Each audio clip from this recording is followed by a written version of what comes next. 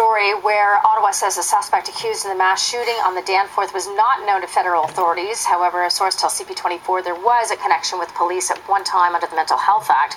For more on this and the mental health aspect, we're joined right now by criminal defense lawyer Ari Goldkind. Ari, thanks for coming in.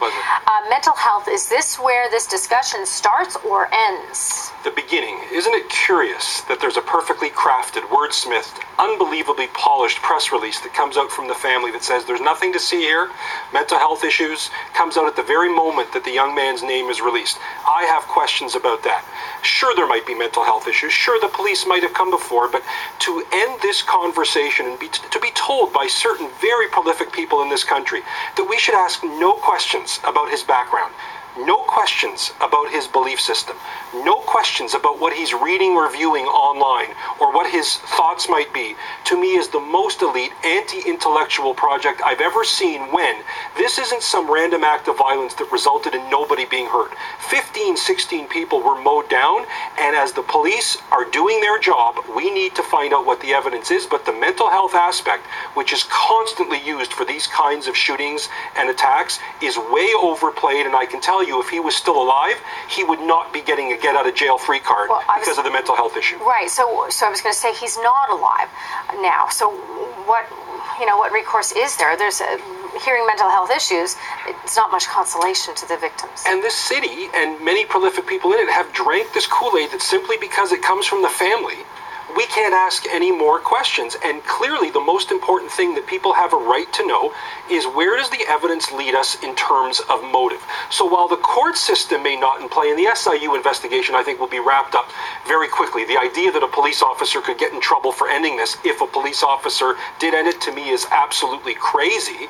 But in terms of recourse, the victims' families here deserve closure. They deserve to know what happened. They deserve to know what motivated Mr. Hussein. But anybody watching this under the idea that the mentally ill person that you may move away from on the subway, or if you have a relative that doesn't take care of themselves or lashes out or holds a knife or waves it around, is capable of doing what Mr. Hussein did, and to use mental health as an excuse when you premeditate, you buy a gun, you get a gun, you load the gun, you learn how to fire the gun, you go to the location and you fire into people that way. To me, it is a deep and grave insult to people with mental health issues to say this is where mental health will lead you without knowing more about his thought process. And by the way, knowing more is very difficult right now, about these autopsy results. Just speaking with the SIU, they're not releasing anything as this investigation is ongoing, though the post-mortem is done. Toronto police say, unfortunately, we can't tell you anything. What is stopping them from releasing this information legally? You and I have nothing. You and I have talked about this for a long time, and we seem to be moving away from transparency.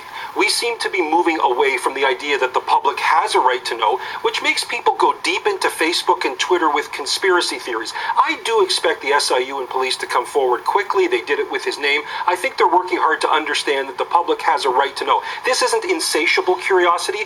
This is a man who essentially stopped life in Toronto on Sunday night and concerned many people, and I think the more we know, the better, without any censorship on where the truth and evidence leads us. Ari, thank you. Thank you.